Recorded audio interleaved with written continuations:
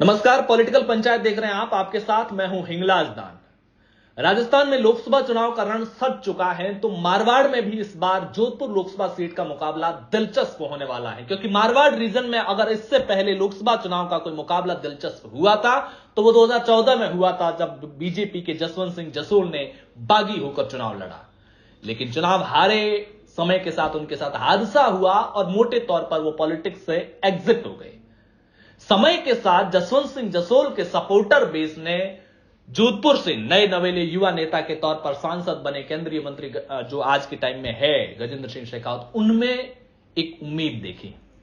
2016-17 तक आते आते मारवाड़ के अंदर गजेंद्र सिंह शेखावत एक चर्चित और चहेता चेहरा बने। लेकिन आज जब लोकसभा चुनाव का रण सजा हुआ है तो जोधपुर में चर्चाएं एंटी इनकम्बेंसी की भी हैं। आखिर ऐसा क्या हुआ कि 2016-17 में जो गजेंद्र सिंह शेखावत मारवाड़ के चर्चित और चहेते चेहरे थे, वो आज एंटी इनकम्बेंसी को फेस कर रहे हैं।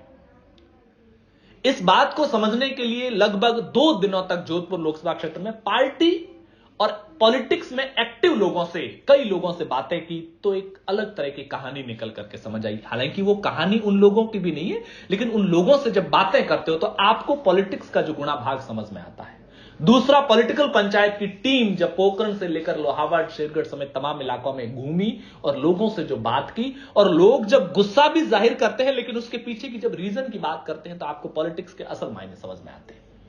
और उन तमाम चीजों को समझ करके इस पूरी एंटी इनकम्बेंसी के पीछे की एक वजह जो निकल करके आई, उस कहानी को समझने के लिए हमें 8 साल पीछे जाना पड़ेगा, जब गजेंद्र सिंह शेखावत मारवाड़ के चर्चित और चहेते चेहरे बनकर के उभरे और एक समय के साथ वसुंधरा राजे से उनका सीधा टकराव हुआ, तो बीजेपी के भीतर एक बेचैनी सी महसूस होने लगी कि मारवाड़ के अंदर एक नेता जो केंद्रीय सरकार के करीब है, मोदी और अमित शाह की जोड़ी के करीब है, और वसुंधरा राजे से सीधी टक्कर ले रहा है। तो इस रीजन के अंदर जो वसुंधरा राजे विरोधी लड़ा था, उन्होंने गजेंद्र सिंह शेखावत की खिलाफत शुरू की।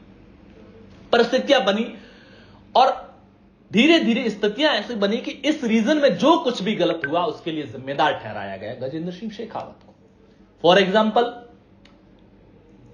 पिछले 5 सालों में प्रतापपुरी के टिकट कटने या टिकट में देरी भी नहीं हुई, लेकिन पोखरण रीजन के अंदर यह बात फैलाई गई कि चूंकि गजेंद्र सिंह शेखावत खुद यहां से चुनाव लड़ना चाहते हैं तो आपका टिकट कट सकता है, जबकि ऐसे कुछ हुआ नहीं। शेरगढ़ में भी यही स्थितियां बनी, टिकट पेंडिंग हुआ, लेट हुआ, तो परिस्थिति जिम्मेदार उनको ठहराया गया। जबकि बीजेपी को समझने वाले ये जानते हैं कि मोदी शाह के एरा में कोई भी रीजनल लीडर किसी भी विधायक का टिकट कटवा दे, अपनी पूरी ताकत लगवा दे, तो ऐसा मोदी शाह की पॉलिटिक्स में शूटेबल भी नहीं है, क्योंकि जो इतने ज्यादा प्रयास करेगा उनके खुद के ही कट जाते टिकट आज के समय में बीजेपी के अंदर। और राजनीतिक तौर पर ऐसी कोई भूल नहीं करेगा कि वो किसी व्यक्ति का टिकट कटवाने के लिए पूरी ताकत लगा दे। छोटा सा एक और उदाहरण, जोधपुर में 2 नगर निगम हुए, 180 वार्ड बने, और 180 वार्डों में जब नगर निगम के चुनाव हुए तो करीब 2500 आवेदन आए बीजेपी के सामने टिकट के दावेदारों के तौर पर, सिंबल के लिए। उनमें से 160 वार्ड है तो टिकट तो 160 को मिलना था, लेकिन जिन 2340 लोगों के टिकट कटे, वो जाहिर सी बात है अपने वार्ड में तो सक्षम लोग थे। तो परिणाम यह रहा कि जो वसुंधरा राजे धड़ा था, उसने पार्टी के भीतर एक मैसेज या उन नाराज लोगों को कहा कि आपका टिकट किसने कटवाया? उन्होंने कटवाया। एक का टिकट कटा, उसका किसने कटवाया? उन्होंने कटवाया। दूसरे का टिकट कटा, किसने कटवाया? उन्होंने कटवाया। तीसरे का टिकट कटा, किसने कटवाया? उन्होंने कटवाया। यानी कि जो भी गलत हो रहा है उसको लेकर के एक रणनीति बनी 2017-18 के आसपास कि इस एरिया में हर किसी गलत काम के लिए उनको जिम्मेदार ठहराया जाए और ये कहा जाए कि आप तो मोदी शाह के करीबी है, अगर ये गलत हो रहा है तो आप ही की वजह से हो रहा है, क्योंकि आप सही कर सकते हैं। 2019 के लोकसभा चुनाव हुए, जोधपुर से दूसरी बार टिकट दिया, सामने अशोक गहलोत के बेटे वैभव गहलोत चुनावी मैदान में उतरे। अशोक गहलोत ने इस पूरे कैंपेन के अंदर जो पूरे राजस्थान में 156 चुनावी रैलियां की, उसमें से 96-97 रैलियां अकेले जोधपुर में की, लेकिन बावजूद इसके वो चुनाव हार गए। गजेंद्र सिंह शेखावत अशोक गहलोत के लिए भी एक चैलेंज के तौर पर उभरे। तो पूरे 5 साल राजस्थान में कांग्रेस की सरकार रहते हुए अशोक गहलोत ने इस बात के प्रयास किए कि गजेंद्र सिंह शेखावत के राजनीतिक वजूद को, राजनीतिक वर्चस्व को कमजोर किया जाए। लिहाजा उनके पास में जल जीवन मिशन की एक जिम्मेदारी थी, जल शक्ति मंत्रालय था, तो उनकी इमेज को डेंट करने के लिए पश्चिमी राजस्थान में पानी से जुड़े काम की रफ्तार को सबसे कम रखा गया, चाहे वो सेंटर वाली योजना हो या स्टेट वाली योजना हो, ताकि पानी की किल्लत बढ़ेगी, जनता में आक्रोश पनपेगा और जल जीवन मिशन के तहत जल शक्ति मंत्रालय किसके पास? तो गजेंद्र सिंह शेखावत के पास। तो नाराजगी उनके खिलाफ होगी, न कि स्टेट गवर्नमेंट के खिलाफ होगी। तो जनता में इस आग को इंक्रीज करवाने का, इस आग को बढ़ाने का काम किया स्टेट गवर्नमेंट ने। ऐसा लोगों की बातों से निकल करके सामने आता है। केंद्र सरकार और जल जीवन मिशन के तहत मोदी सरकार ने पिछले 5 साल के अंदर करीब 1 दर्जन 10 के लगभग राज्यों के अंदर जल जीवन मिशन के तहत हर घर नल पहुंचाने में कामयाबी हासिल की है। 100% इसमें कामयाबी मिली। अगर केंद्रीय जल शक्ति मंत्री रहते हुए गजेंद्र सिंह शेखावत देश के अन्य राज्यों में पानी को हर घर पहुंचाने का काम कर सकते हैं, उन राज्यों में 100% हर घर नल का जल पहुंच सकता है।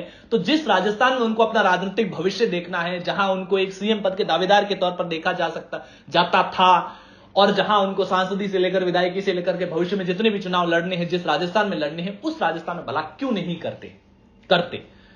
लेकिन सेंटर की बनी हुई योजना में बजट सेंटर से आ सकता है, उसकी योजना सेंटर से तैयार हो सकती है, उसकी terms and condition central government तैयार कर सकती है, लेकिन उस काम को करने की इंप्लीमेंटेशन बॉडी के तौर पर स्टेट गवर्नमेंट काम करती है। और स्टेट गवर्नमेंट ने राजस्थान में जल जीवन मिशन की रफ्तार सबसे धीमी रखी कि देश में सबसे धीमी रफ्तार से काम होने वाले राज्यों में शामिल हो गया राजस्थान। 30वें 31वें नंबर पर था, जबकि जिन राज्यों में पानी की किल्लत कम है वहां तेजी से काम हुआ। जम्मू कश्मीर, लद्दाख जैसे इलाके जहां पर बर्फ की बौछारों के बीच भी जल जीवन मिशन के तहत पाइपलाइनें खोदने का और तमाम काम किया, और उसकी तस्वीरें भी हमारे सामने आई थी। लेकिन राजस्थान में धीमी रफ्तार होने से एक एंटी इनकम्बेंसी पनपी, और उसका असर, उसका नुकसान, उसका जो आक्रोश झेलना पड़ा वो केंद्र सरकार को झेलना पड़ा, मोदी सरकार को झेलना पड़ा, और जल शक्ति मंत्री के नाते गजेंद्र सिंह शेखावत को झेलना पड़ा। यही विधानसभा चुनाव में हुआ। पूरे मारवाड़ के अंदर किसी भी व्यक्ति का टिकट कटा, उनको लेकर के एक मैसेज फैलाया गया कि आपके टिकट कटवाने के पीछे फला व्यक्ति है। हालांकि अब जब 1 महीने और 10 दिन के करीब का समय बचा है और चुनावी रण पूरी तरह से सज चुका है, कांग्रेस ने भी एक राजपूत चेहरे के तौर पर करण सिंह उचियार्डा को चुनावी मैदान में उतारा है, और करण सिंह उचियार्डा भी उसी लाइन लेंथ को फॉलो करते हुए लगातार गजेंद्र सिंह शेखावत के खिलाफ हमलावर है। तो ऐसे में क्या इस कम समय में, क्योंकि पब्लिक पॉलिटिक्स को नहीं समझती है, पब्लिक केवल और केवल परसेप्शन को समझती है, और जो परसेप्शन बिल्ड हो चुका है उसी को पब्लिक फॉलो करती है, क्योंकि राजनीति की जो दांव पेच होते हैं बहुत आसानी से आम जनता और भोली भाली जनता को समझ में आता नहीं। तो ऐसे में क्या गजेंद्र सिंह शेखावत इस बात को कवर अप करने में कामयाब होंगे और जनता को यह मैसेज डिलीवर करने में कामयाब होंगे कि आसपास के दूसरे भी संसदीय क्षेत्र हैं, वहां के भी सांसदों का काम है, उसकी तुलना में हमने भी बेहतर काम किया है। देश भर के अंदर, पार्टी के अंदर और भारी भरकम मंत्रालय के तहत हमारे पास बड़ी जिम्मेदारियां थी, बड़े काम किए हैं, लेकिन एक एंटी इनकम्बेंसी का माहौल बनाया गया, जबकि असल में काम में कोई कमी नहीं रखी गई है। क्या पब्लिक को ये गजेंद्र सिंह शेखावत समझाने में कामयाब होंगे या नहीं होंगे? आपकी इसको लेकर के क्या कुछ राय है, कमेंट बॉक्स में जरूर बताइएगा। पॉलिटिकल पंचायत पर पहली बार आए हैं तो चैनल को सब्सक्राइब कीजिएगा, और वीडियो पसंद आए तो लाइक जरूर कीजिएगा। शुक्रिया।